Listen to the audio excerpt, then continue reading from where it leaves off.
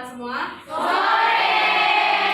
Baiklah, sebelum kami memaparkan hasil diskusi kami, ada baiknya kami perkenalkan diri kami dulu. Perkenalkan, nama saya Rifka Rosalindra Siombing sebagai moderator. Saya Cipon dan NPM 209 sebagai penyanyi. Saya Susan Fiotoro, NPM 171 sebagai penyanyi. Saya Irene Maudita Marahaloho, NPM 173 sebagai penyanyi. Saya Lorenza Purba sebagai penyanyi. Saya Deva sebagai penyanyi. Saya Fitriya Selamat sebagai penyanyi. Baiklah, sebelum kami juga memaparkan hasil diskusi kami, ada baiknya kami menjelaskan yel-yel kami di depan yang akan dibawakan oleh Deva.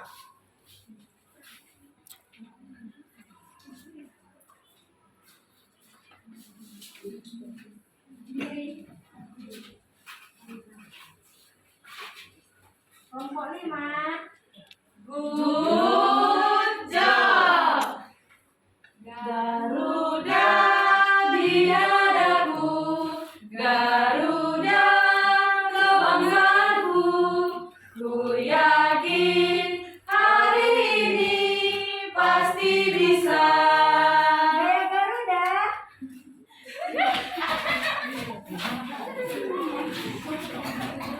Baiklah, di sini kami akan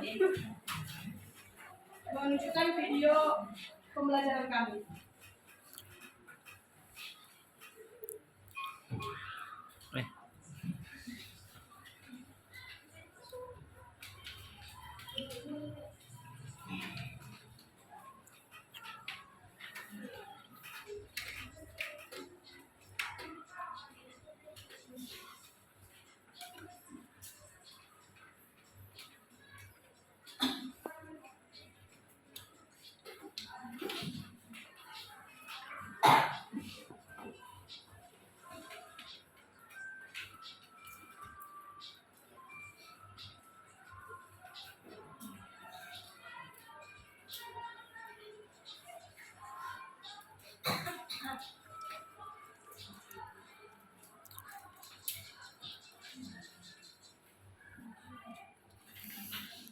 Terima kasih. Selanjutnya, kami akan memaparkan hasil diskusi kami.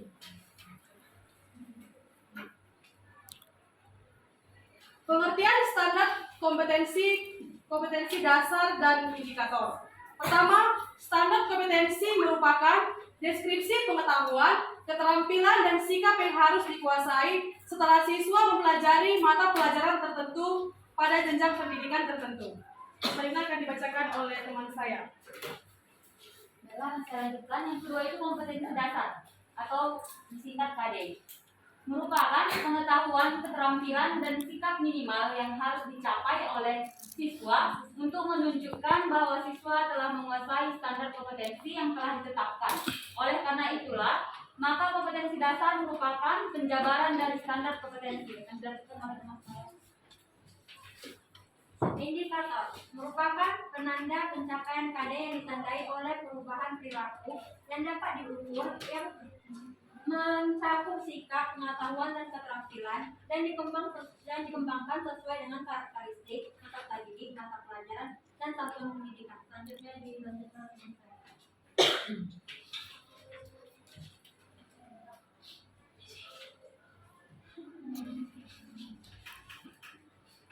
Rumusan kompetensi dasar.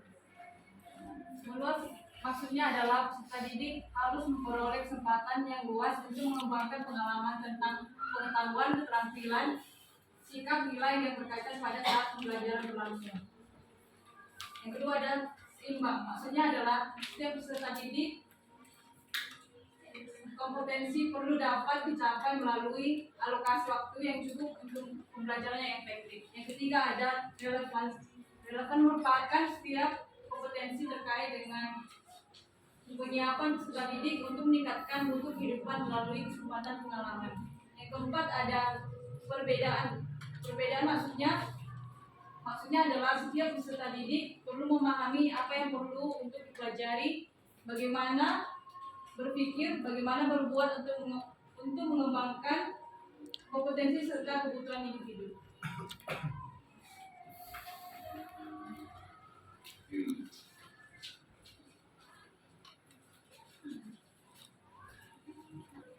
Baiklah, berikutnya pada penyusunan materi pokok ataupun materi pembelajaran. Yang pertama itu ada potensi peserta didik. Yang kedua itu adalah relevan dengan karakteristik daerah. Yang ketiga adalah tingkat perkembangan fisik, intelektual, emosional, sosial, dan spiritual peserta didik. Yang berikutnya adalah kebermanfaatan bagi peserta didik. Berikutnya adalah struktur keilmuan. Yang berikutnya adalah aktualitas ke dalam pembahasan materi pembelajaran. Yang berikutnya adalah relevan dengan kebutuhan peserta didik dan tuntutan lingkungan sesuai dengan alokasi waktu yang tersedia. Yang berikutnya adalah merumuskan kegiatan pembelajaran. Baiklah, selanjutnya di sini saya akan memaparkan mengenai standar kompetensi dan juga kompetensi dasar dalam pembelajaran PKN di sekolah dasar, di mana pada kelas 1 di semester pertama itu mencakup standar kompetensi. Yang pertama itu menerapkan hidup rukun dalam perbedaan, di mana kompetensi dasarnya itu yang pertama menjelaskan perbedaan jenis kelamin, agama, dan suku bangsa. Kompetensi yang kedua adalah memberikan contoh hidup rukun melalui kegiatan di rumah dan juga di sekolah. Yang ketiga adalah menerapkan hidup rukun di rumah dan juga di sekolah. Pada standar kompetensi yang kedua adalah membiasakan tertib di rumah dan juga di sekolah. Kompetensi dasarnya adalah menjelaskan pentingnya tata tertib di rumah dan di sekolah. Yang berikutnya adalah melaksanakan tata tertib di rumah dan juga di sekolah. Pada kelas 2 semester pertama yaitu standar kompetensinya menerapkan hak anak di rumah dan juga di sekolah. Kompetensi dasarnya menjelaskan hak anak untuk bermain, belajar dengan gembira, dan didengarkan pendapatnya. Yang berikutnya melaksanakan hak anak di rumah dan juga di sekolah. Untuk kelas 2 semester kedua, yang kedua adalah menerapkan kewajiban anak di rumah dan juga di sekolah. Kompetensi dasarnya mengikuti tata tertib di rumah, di sekolah, melaksanakan aturan yang berlaku di masyarakat. Berikutnya akan dibawakan oleh teman-teman.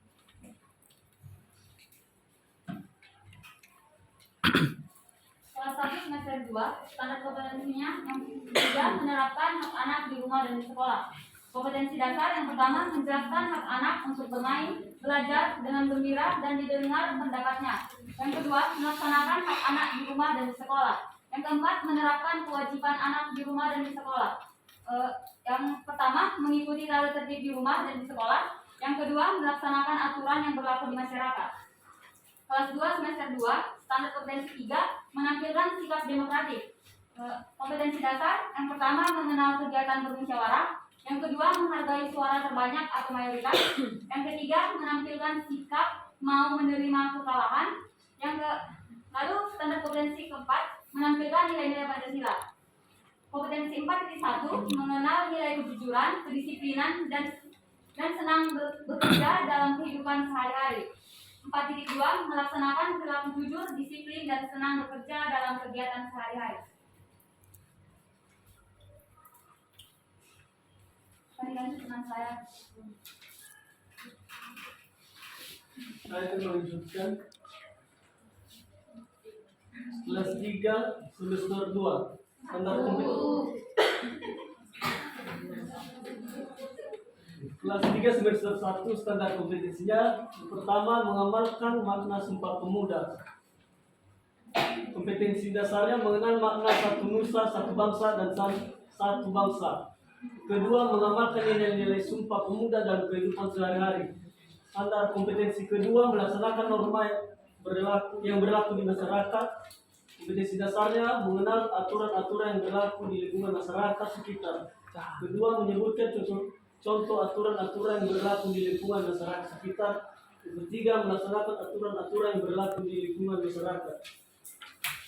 Kelas 4 semester 1 standar kompetensinya yang pertama memahami sistem pemerintahan desa, pemerintahan, dan pemerintahan kecamatan. Kompetensi dasarnya mengenal lembaga-lembaga dan susunan pemerintahan desa dan pemerintahan kecamatan. Yang kedua, menggambarkan struktur organisasi desa dan pemerintahan kecamatan.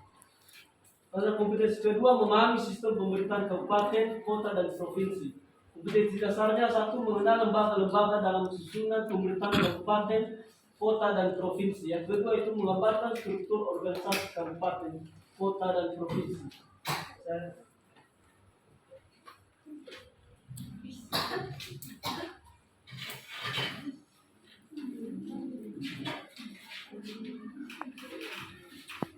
Pada kelas 5 semester 1, standar kompetensi yang pertama yaitu memahami pentingnya keutuhan negara kesatuan Republik Indonesia atau NKRI. Kompetensi dasar yang pertama mendeskripsikan negara kesatuan Republik Indonesia. Kompetensi dasar yang kedua menjelaskan pentingnya keutuhan negara kesatuan Republik Indonesia. Yang ketiga menunjukkan contoh-contoh perilaku dalam menjaga keutuhan negara kesatuan Republik Indonesia. Yang kedua memahami peraturan perundang-undangan tingkat pusat dan daerah. Kompetensi dasar yang pertama menjelaskan pengertian dan pentingnya peraturan perundang-undangan tingkat pusat dan daerah. Yang kedua memberikan contoh perundang-undangan tingkat pusat dan daerah seperti pajak, anti korupsi, lalu lintas, larangan merokok. Kelas 5 semester 2, standar kompetensi yang ketiga memahami kebebasan berorganisasi. Kompetensi dasar yang pertama mendeskripsikan pengertian organisasi. Yang kedua menyebutkan contoh organisasi di lingkungan sekolah dan masyarakat. Yang ketiga menampilkan peran serta dalam memilih organisasi di sekolah. Standar kompetensi yang keempat menghargai keputusan bersama. Kompetensi dasarnya mengenal bentuk-bentuk keputusan bersama. Yang kedua mematuhi keputusan bersama. Kelas 6 semester 1, standar kompetensi yang pertama menghargai nilai-nilai juang dalam proses perumusan Pancasila sebagai dasar negara. Kompetensi dasar yang pertama mendeskripsikan nilai-nilai juang dalam proses perumusan Pancasila sebagai dasar negara. Yang kedua menceritakan secara singkat nilai kebersamaan dalam proses perumusan Pancasila sebagai dasar negara. Yang ketiga meneladani nilai-nilai juang para tokoh yang berperan dalam proses perumusan Pancasila sebagai dasar negara dalam kehidupan sehari-hari. Standar kompetensi yang kedua memahami sistem pemerintahan Republik Indonesia. Kompetensi dasar yang pertama menjelaskan proses pemilu dan pilkada. Yang kedua mendeskripsikan lembaga-lembaga negara sesuai Undang-Undang Dasar 1945 hasil amandemen. Yang ketiga mendeskripsikan tugas dan fungsi pemerintahan pusat dan daerah. Kelas 6 semester 2, standar kompetensi yang pertama menghargai nilai-nilai juang dalam proses perumusan Pancasila sebagai dasar negara. Kompetensi dasar yang pertama mendeskripsikan nilai-nilai juang dalam proses perumusan Pancasila sebagai dasar negara. Yang kedua menceritakan secara singkat nilai kebersamaan dalam proses perumusan Pancasila sebagai dasar negara. Yang ketiga meneladani nilai-nilai juang para tokoh yang berperan dalam proses perumusan masalah sebagai dasar negara dalam kehidupan sehari-hari. Standar kompetensi yang kedua memahami sistem pemerintah Republik Indonesia. Kompetensi dasar yang pertama menjelaskan proses pemilu dan pilkada. Yang kedua mendeskripsikan lembaga-lembaga negara sesuai Undang-Undang Dasar 1945 hasil amandemen. Dan yang ketiga mendeskripsikan tugas dan fungsi pemerintahan pusat dan daerah. Saya kembalikan ke moderator. Baik, kelompok kami sudah memaparkan hasil diskusi kami. Tiba saatnya kelompok kami membuka sesi tanya jawab yang satu sesi berisi 3 pertanyaan. Kami persilakan.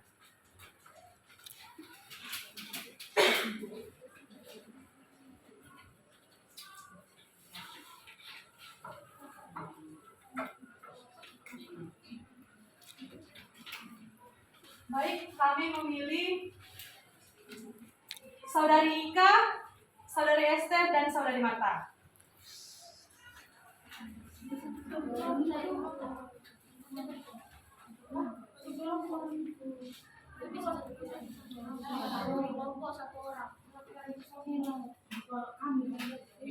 Oke, lalu pilih Saudari Dinauli.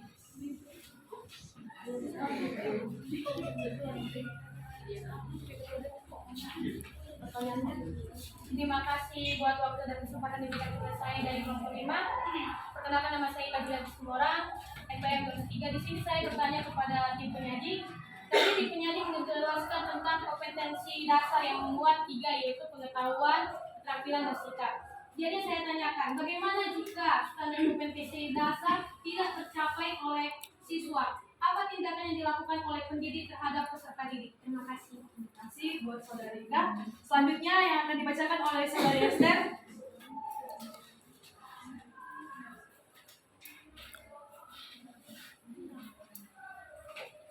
Baik, perkenalkan nama saya Serpanjita, NPM 19010183. Pertanyaannya, apakah ada syarat yang harus terpenuhi terpenuhi agar pengembangan kompetensi sebagai tujuan pembelajaran bisa berlangsung secara optimal. Jika ada, coba penyaji jelaskan. Terima kasih. Selanjutnya pertanyaan dari Saudari Binauli. Terima kasih atas kesempatannya. Saya Binauli Manurung dengan UTN 195.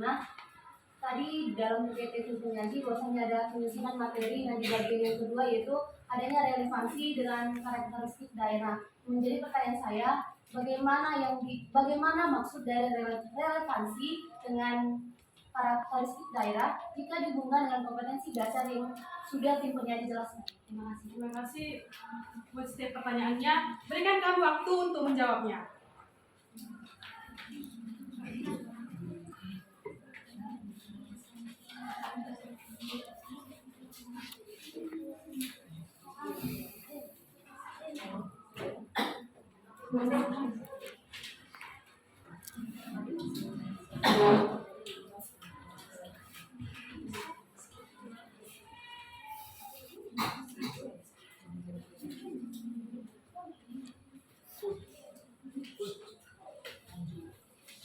Baiklah teman-teman, biar tidak bosan, kelompok kami melakukan pendinginan.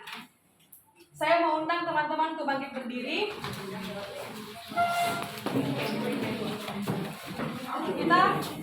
Kita semua ingin bernyanyi. Karena airku tidak kulupakan. 2, 2, 3, ya. Karena airku tidak kulupakan. Kau terkenal selama hidupku. Biarpun saya pergi jauh, tidak akan hilang dari kalbu. Anakku yang ku cintai,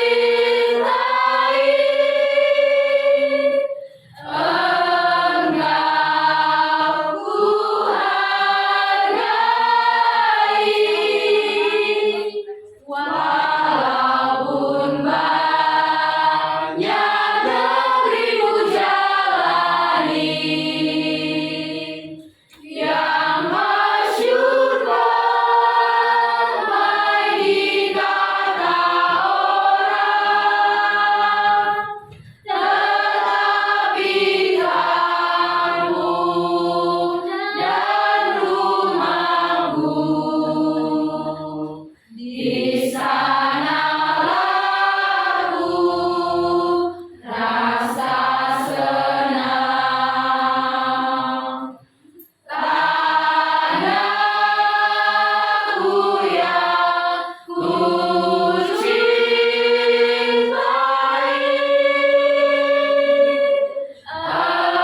engkau ku hargai. Terima kasih buat semuanya. Jadi silakan kembali ke belakang.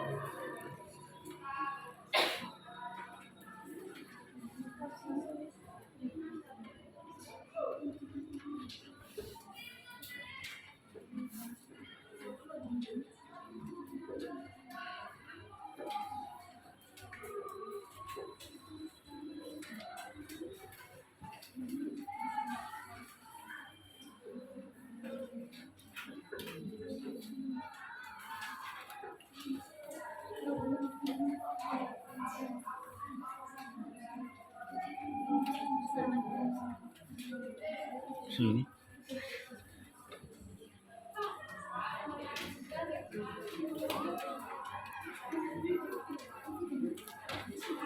Mau apa?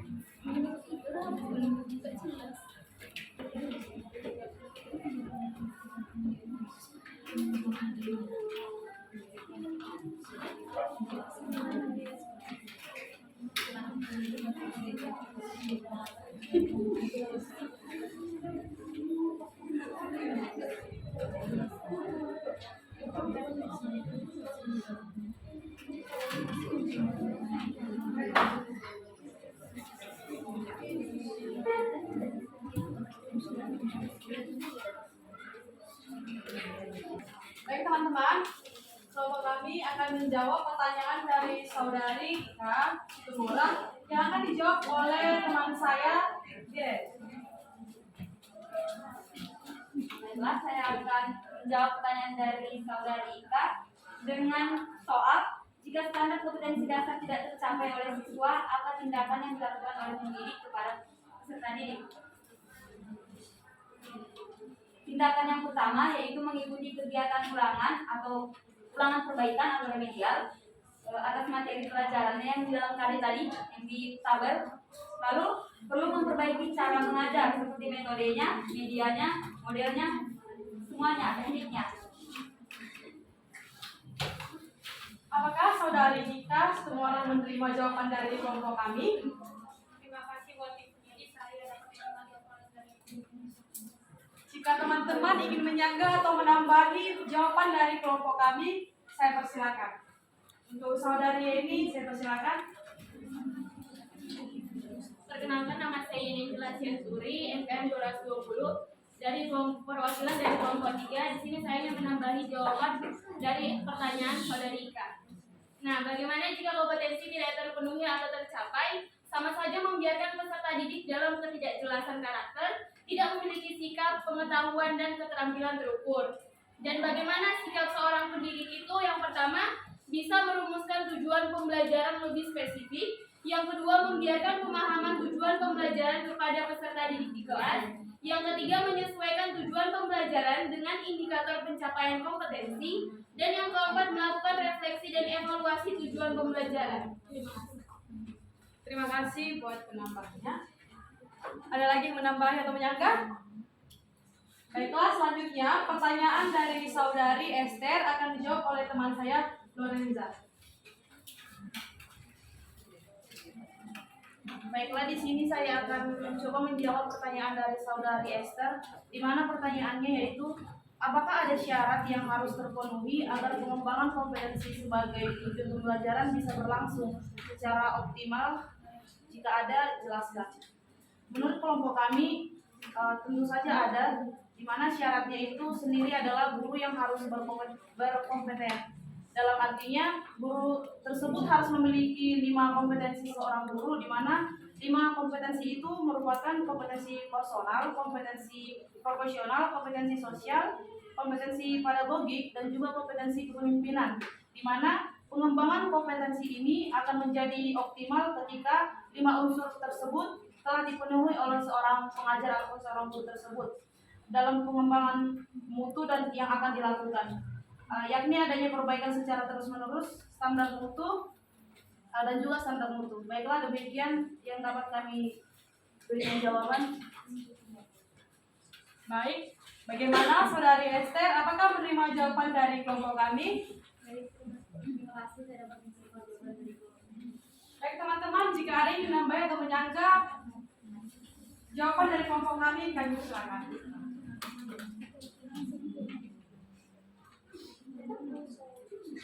Baik, jika tidak ada, terima kasih. Dan kami juga akan menjawab pertanyaan dari saudari Binauli Malurung yang akan dijawab oleh teman kami, Deva.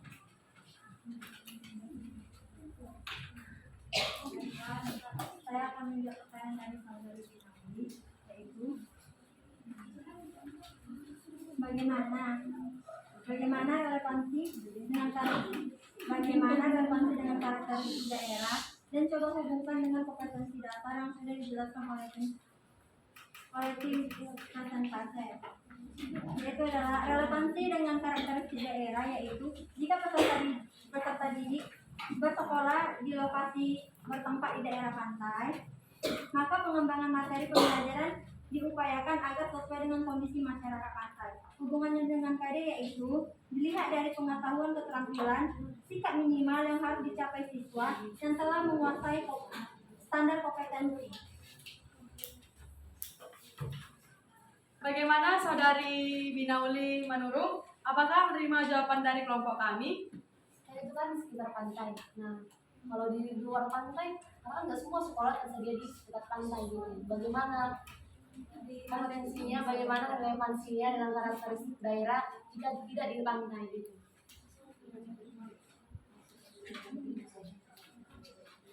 Kalau di daerah misalnya kan daerah terpencil, berarti dia harus disesuaikan, sesuai dengan daerahnya. Cara menyesuaikan apa gitu yang disesuaikan gitu dengan karakteristik daerah itu gitu. Baiklah, saya akan menambahi jawaban dari ya. Yang pertama itu kan kita perlu menengok dulu sekitar. Misalnya kayak tadi kakak bilang di darat. Kalau di darat misalnya kayak di pelosok-pelosok. Daerah. Daerah pelosok deh. Sorry ya. Di pelosok. Jadi kan kalau di pelosok itu kayak medianya kurang.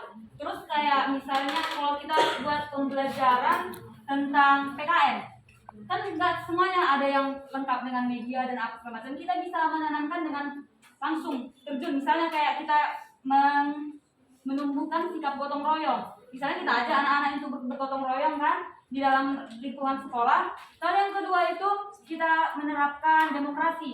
Kayak misalnya kawan-kawannya lagi apa namanya? Misalnya dalam di kelas itu harus saling berdemokrasi. Begitu. Terima kasih. Terima kasih. Bagaimana Saudari Binauli? Terima kasih di atas jawaban yang terjadi saya dapat. Baik, jika teman-teman ingin menyanggah atau menambahi jawaban dari kelompok kami silakan.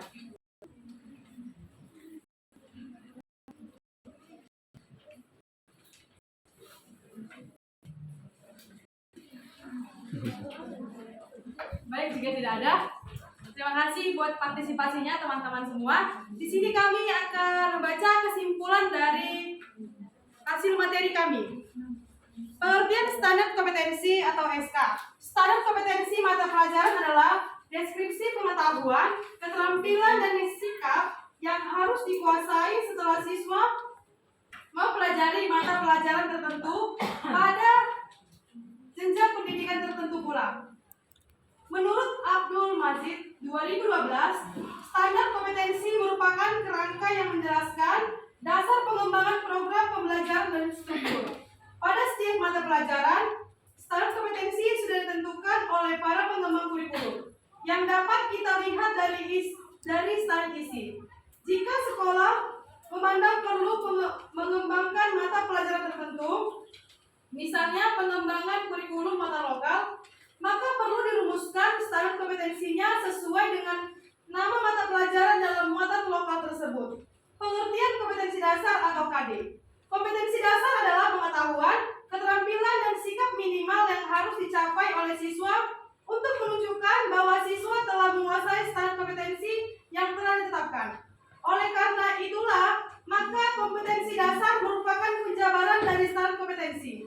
Pengertian indikator. Indikator merupakan penandaan pencapaian KD yang ditandai oleh perubahan perilaku yang dapat diukur yang mencakup sikap, pengetahuan, dan keterampilan.